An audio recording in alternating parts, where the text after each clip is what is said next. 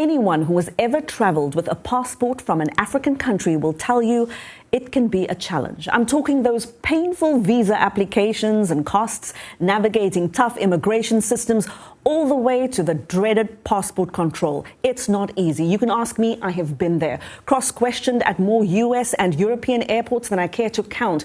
And I was carrying my forest green South African passport. That did not make my life any easier.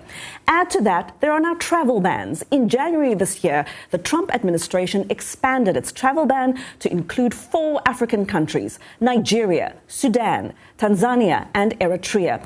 Also, a recent report by a group of British lawmakers confirmed this: Africans are twice as likely to be denied visas to the UK than people from any other continent. So why is it so hard to travel with a passport from an African country? And how did these 4 countries end up on the receiving end of a US travel ban? Well, joining me to discuss this here in studio are some brilliant female minds. Hello, Ndiho. Hi. Oriani Tangishaka.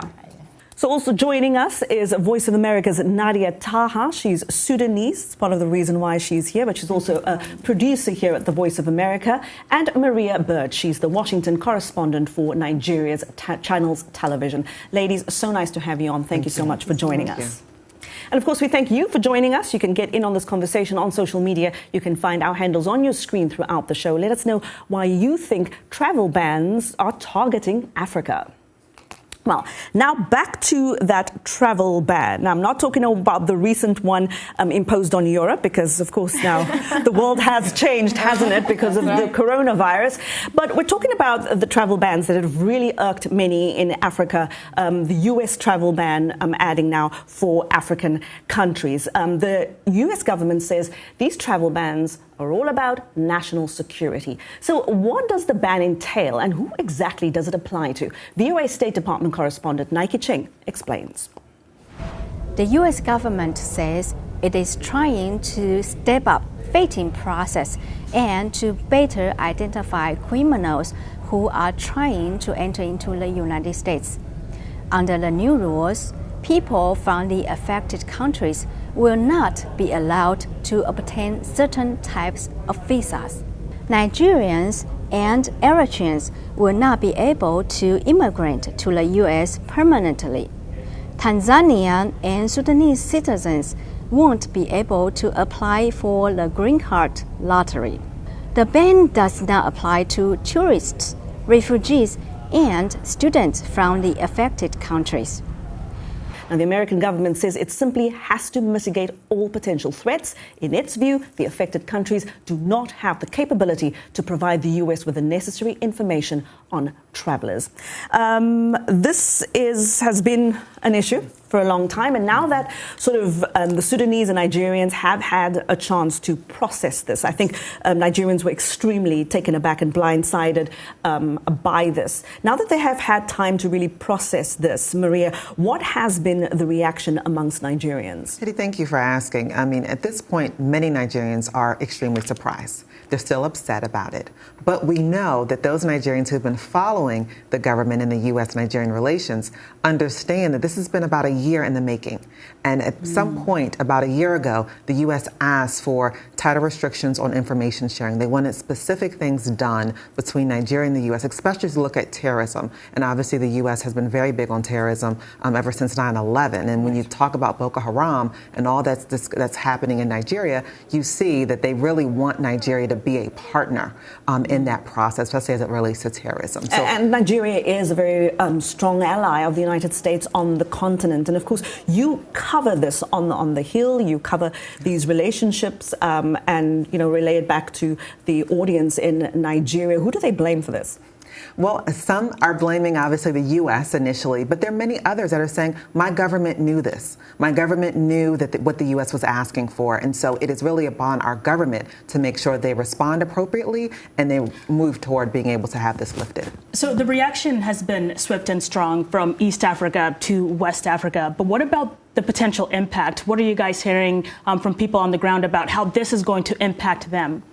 According to Sudanese, is like Sudanese. They are well known as like very peaceful people. They never like have criminal issues. Whenever they go, they live very happy and peaceful. Especially in Arab countries, they are well known of like Sudanese people. They trust us, especially with their business and stuff. When they saw this travel ban, and US is saying this is because of the criminal background or the country, like to avoid criminal to come to United States. For them, Sudanese has been a big, huge impact for them. They're saying, why is putting us in this kind of situation? Because we never had any issue with Sudanese themselves. But actually, as you know, guys, our previous government was an Islamic government. So they've been giving a lot of passport, 13,000 passport. So that's what they put us in this kind of situation, because they've been given to the previous Islamic extremists, people from different countries, Syria, and they're giving people from Afghanistan, and a lot of people, like Osama bin Laden used to live in Khartoum. Yeah. So that's issues like put us in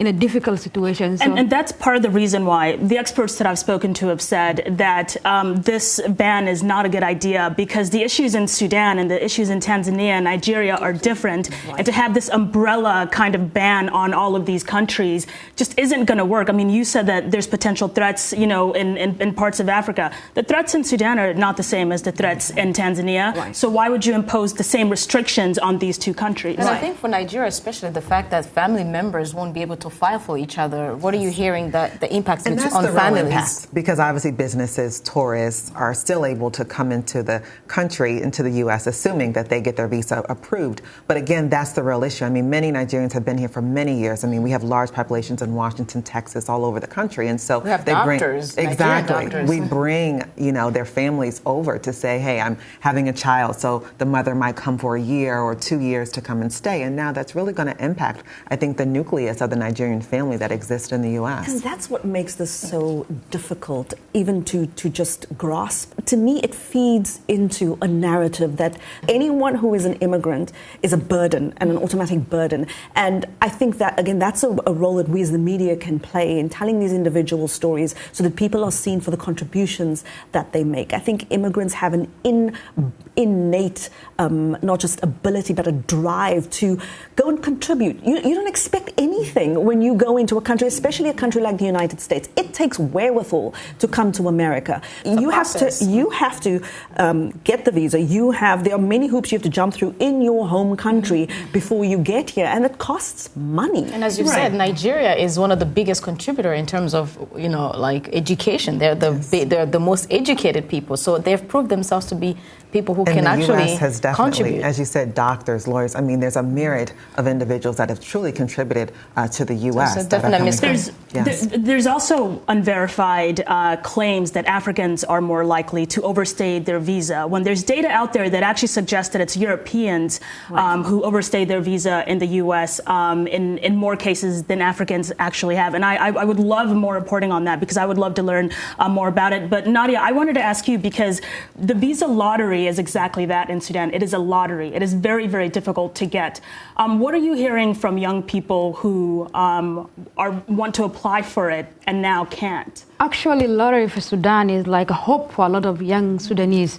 Like when you graduate from school and you want to come to education here, it's very expensive.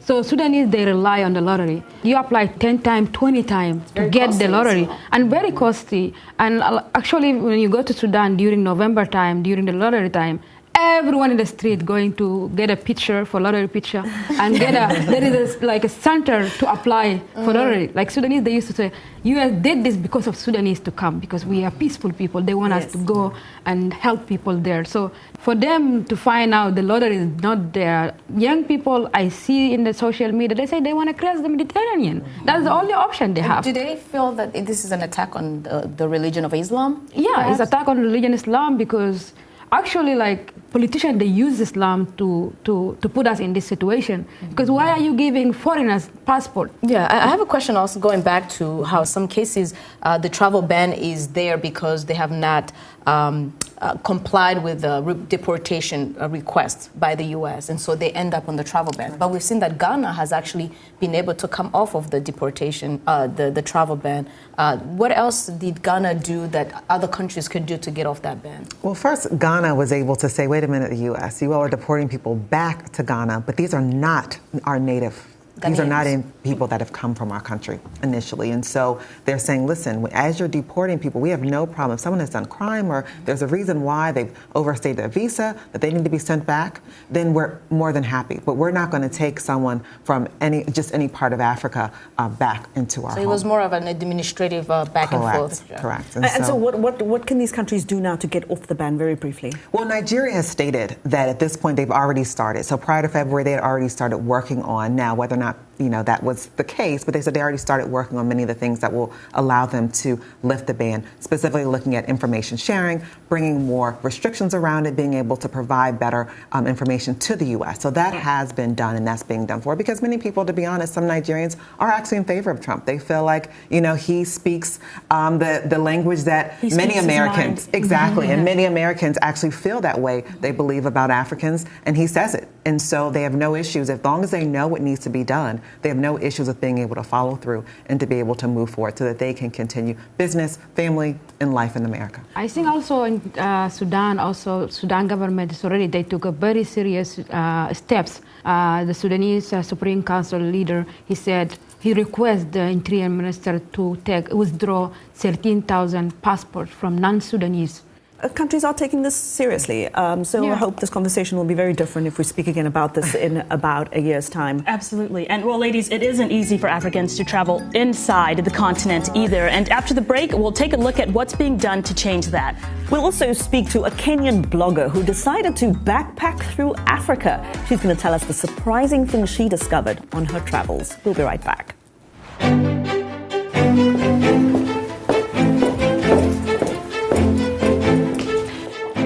Our Voices is about more than just sitting here and talking about women's issues. It's about listening to them and bringing their opinions to the table and making sure their voices are heard.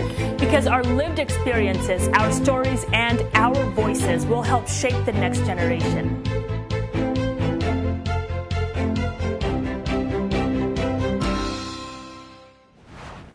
You're with Our Voices. Welcome back. Now, we've been talking about the trials and tribulations of traveling with a passport from an African country. But why is it so hard for Africans to travel within Africa? Now, for years, there have been talk about a single African passport for the continent's 1.2 billion people. It will ensure visa-free travel for all Africans to all African countries. But will it work? Well, one Kenyan woman decided to skip Europe and backpack through Africa. She believes a single passport could be a good thing. Ciku Kimeria is a Kenyan author, adventurer, and a blogger. And she joins me now via Skype from Dakar in Senegal. Ciku, hello there. Thank you so very much for joining us. Thank you, Heidi. It's such a pleasure to be on the show. Now, for a long time, there have been questions about why it is so hard for Africans to travel inside their own continent. You have had first-hand experience traveling to a myriad of African countries. What have you found? Is this still true, or are things changing? Yeah, I think it's a worthwhile question for us to be discussing at this time, because the reality is that things are improving, but they should be moving much faster. And I think what I can give is an anecdote from the first time when I wrote about the issue, and this was in 2014. And I was in the process I was going on a solo backpacking trip through West Africa, and I was traveling through Ivory Coast to Burkina Faso and Togo and Benin. And that was when I decided to apply for the visas for that process, and it was a nightmare. It took me weeks, months, several visits to various embassy offices. The process of collecting the documents was hectic. I didn't know what documents were needed. It felt arbitrary. It was such a difficult and frustrating process that I almost thought of not going for this trip. I should mention one of the documents that was required was, not only did I need someone who lived in all those countries to send an invitation letter, this invitation letter had to be signed by a high-ranking police officer in each of those countries. And this is where I should mention I was planning to couch surf, so I had no one to send who could write these letters for me. I needed confirmed flight tickets. I was planning to go by road. So there were just a lot of logistical challenges and frustrations that made me realize how annoying it was. And coincidentally, that's the exact moment when the Africa Development Bank wrote the first version of the Africa Visa Openness Report. And what it said was that it's easier than, at the time, it was easier for North Americans and Europeans to travel around the continent than Africans in terms of visas. But since that time, there have been a few improvements that have happened over the past 3-4 years. There are some changes happening with the Africa Free Continental Trade Area Agreement, the Protocol for Free Movement of Persons, and then also the Single Air Transport Market Agreement. So all these are still at policy stage, but I think when they get implemented, it will mean that it's much easier for us to travel around the continent. For an average person today, anyone who will want to travel throughout the continent, what would your advice be? What do they need to know first before they leave their bedroom, before they leave their homes? So my advice for any Africans right now looking to travel on the continent, I would say that the first thing is I would prioritize countries where, given your passport, you don't need a visa or you can get a visa on arrival. I think it just makes your life much easier if you start with the countries where your passport can actually get you entry. And the good thing is that the African Development Bank has a site, the Africa Visa Openness site, where you can put in your country information and you can see all the countries that you can go into visa-free or get visas on arrival. So I would say that would be my first advice is once you do have your passport, prioritize the countries that will let you in easily, because that will make your experience much more rewarding than trying to go through countries where they might not have an embassy in your country.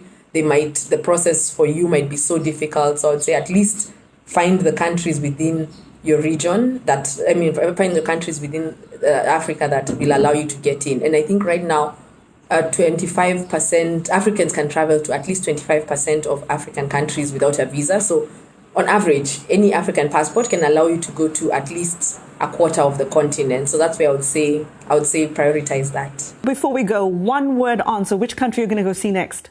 So my next trip is taking me to Gambia, which it really excites me because having lived in Senegal for 3.5 years, I haven't been to Gambia, which is quite close.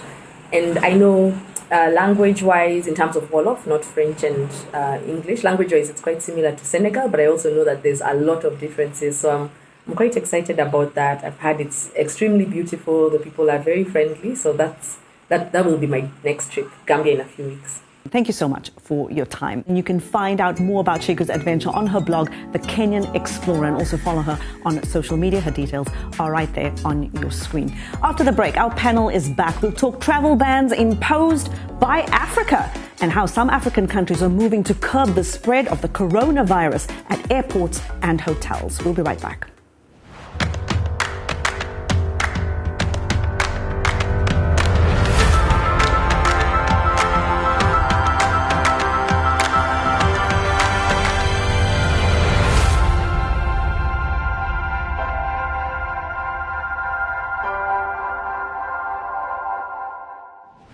Welcome back. You're with Our Voices. We're discussing the idea of a single passport for all of Africa. What do you think? Will freedom of movement on the continent really work? We hit the streets of Tanzania's capital, Dar es Salaam, and ask people how they feel about a single passport for Africans. Here's what they had to say.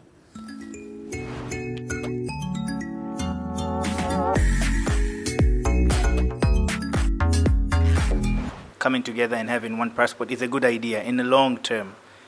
But I strongly believe that we are not ready, we're not capable of allowing free movement of people across each other's countries. And the reason being this, I take EU as a very, very good example because it took EU approximately over 30 years just to formulate of what we know now as EU. Most of African countries have donor people behind them, donor countries. For example, Tanzania has Sweden and United States of America backing them, giving them aid funding. I believe these countries can influence directly, politically, decisions. Okay, kwenye upande wa manufaa moja itakuwa imerahisisha muda wa mtu kuwa anaenda kwenye hizo visa. I think on the advantage side, it will be efficient in terms of not going to embassies to ask for visas all the time.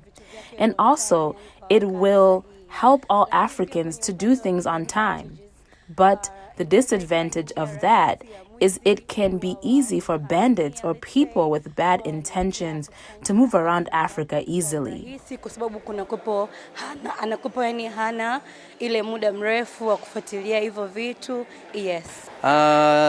you look on the business side, it will be a big thing. People will be able to move around Africa to do business and to learn new things. It will help to grow countries and the whole African continent. So now we know what the people of Tanzania think about a single passport for Africa. Joining us for this part of the conversation is our colleague, Paul Ndiho. Paul is our tech reporter here at the Voice of America. But we have him on today because he knows just about everything there is to know about traveling around Africa, as his reporting has taken him all around the continent and many parts of the world. Paul, welcome to the show. Thank you for having me. I want to put this question to you and to all of you here. Do you think that the idea of a single passport for Africa is a good idea? Do you foresee challenges? How do you see this playing out? I think it's a good idea. When I look at the example of the East Africa community, where there is an actual East Africa tourism visa, which is eventually going to be an East Africa passport, it's very free to move around East Africa. You have the 3 countries where you can actually go from for Kenya, Uganda, and Rwanda with just one visa. And things like that are very good for tourism. And it's very, very popular, and that's why I think that it would be a good idea. But honestly, Haiti, I'm of two minds, because I just think that to roll something like that out on a large scale would be really, really difficult. I think it's a terrific idea. I think the West African countries have done it and they have succeeded. You don't need multiple visas to get to anywhere in West Africa. So East Africa is borrowing from that idea. Southern Africa, through SADC, they also have something similar to that. So I think it's a terrific idea. I think it's a great idea for Africans to travel around with the same passport, and it will not help. Like, if you look at my visa, my passport, before I come to United States, I was having like almost 10 visas from different countries. And I was telling Ayan, like some country, when they know you're a journalist, they will not give you visa forever, even if they know that you're African. So together, one single passport, travel around Africa, I want that. Really. Sudanese and a journalist, you just can't win. Nowhere. Like, especially with this green one, nowhere. Like, so it's fascinating. We have all our passports here on the table. That's right. If all of this goes away and we have one single passport, that really will be something to behold, because we see it in Europe too, that, most European countries, or those part of the EU, have already done that. Could we do the same for the AU? My response is, look, we'll have to wait and see. I think on paper it sounds like a great idea. I worry for places like South Africa. Our leaders might think this is wonderful and this could work, but I wonder, especially where xenophobia is so rife. I want to give people the benefit of the doubt as well also, but I just worry how accepting are citizens going to be of this freedom of movement, and that's just something. And how willing are each government willing to work for this passport? Because we talk about the East Africa passport. South Sudan has been struggling to get on board for a lot of different reasons. So. That's true. Right. I mean, there's a lot of financial reason that comes with it, and when you think about the things that the countries will lose in terms of the incomes that they were getting from those visas. So if you have a passport, and I think that some countries, it's a legitimate concern in terms of losing economically. How times have changed, people. Europe is now under a travel ban from the United States. Whoever thought we would see the day? And although, it's just 30 days, so this is not long. I mean, ask African countries about being on travel bans for way longer than that and have to really work to get off it. But Paul, you are originally from Uganda. That country has placed a travel ban on 16 countries. Many from Europe. I mean, that's pretty bold. Well, I think it speaks to the kind of vigilance that you see across Africa. I think Uganda has taken a step. They don't want people bringing coronavirus into the country. And I was just in West Africa, Ghana, and Nigeria. To be honest with you, I felt more secure out there than when I came back to the United States. I was tested at both airports. You could not get in without being tested. The scanners. Right. So I come here. I didn't even interact with anybody. I just walked through the border post at the airport. At the airport, and I didn't interact with anybody. So I felt more safe over there. Nobody took your temperature? Absolutely zero. Here in the U.S.? Here in the U.S. On the plane, we had masks on, but landing, nobody had a mask. So I was like, it's funny because Paul was actually telling me that when he landed in the U.S., he had a mask on and he had gloves and stuff, and then he came and he saw no one else had that on. I took it off and just stuck it in my pocket. But Paul, you're right. The example of Uganda is also similar across even in Burundi. They have actually said that 7 countries, including France, Germany, Italy, Japan, and all the other countries, that once they land on the ground in Burundi, they must be quarantined for 14 days. So I think you're right. African countries are really becoming very strict. Because when you think about it, they don't have a healthcare system that can sustain this kind of... Actually, Paul, you just came back from there. How are they handling, like West Africa, Nigeria, Ghana?